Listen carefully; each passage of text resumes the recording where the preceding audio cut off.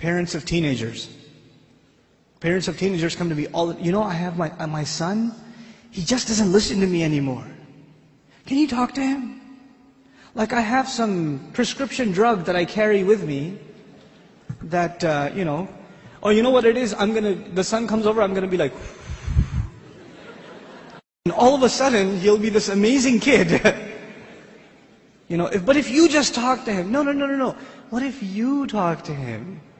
And where were you when there was time to talk to him? Let me tell you something I'm going to talk about parents first a little bit, then I'll talk about couples. And that's the only time we have. Two things. Two kinds of fundamental relationships. Your relationship with your children and your relationship with your spouse. So we'll talk about some very basic things in regards to both. When your children are little, when they're 5, 6, 7, 2, 3, 4, you know what the most important thing is? I have 5 of those, I could tell you. The most important thing to them is your approval. They want to make you proud, man. They want to show you what they did. I'll be on an important work phone call. And my son will come over, my 2-year-old will come over. Abba. I'm like, okay, hold on. What is it? Nothing. I'll go back on the phone and he'll start calling me again. I'll be like, okay. What is it? I want to show you something. What do you want to show me? That is it.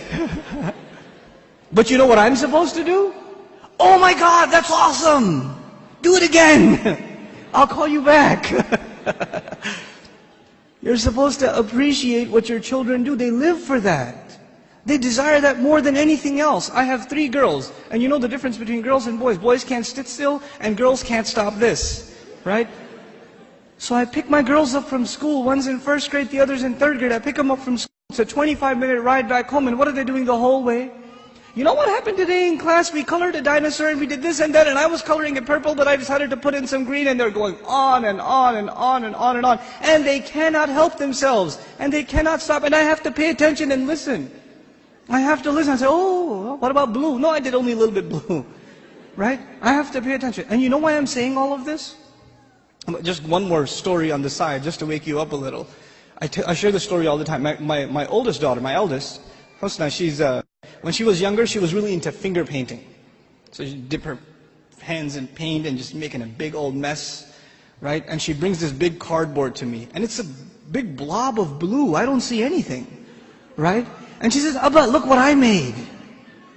And I'm sitting there going, that's awesome, a mountain.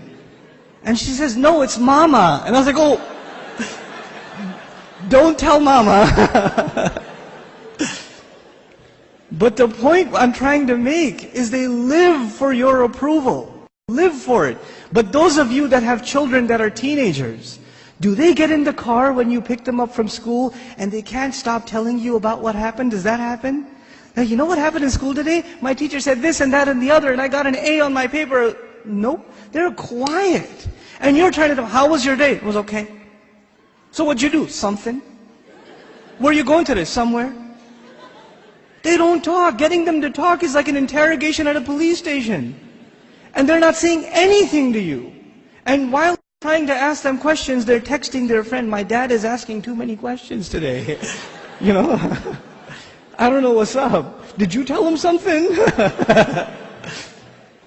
What I'm trying to get at is very simple. At a younger age, your children crave your attention. And when they get older, you will crave their attention. But if you don't give them attention when they're tiny, when they come to you with their toys and you say, go in your room, I'm watching the news. The game is on, could you take him please?